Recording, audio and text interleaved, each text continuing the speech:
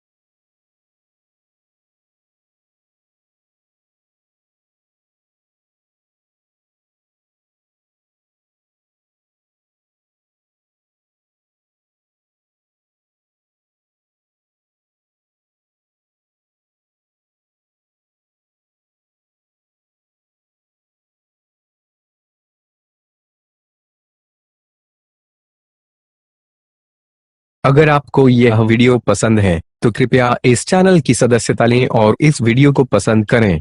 अगर आपके पास वीडियो के लिए कोई सुझाव है तो कृपया टिप्पणी करें।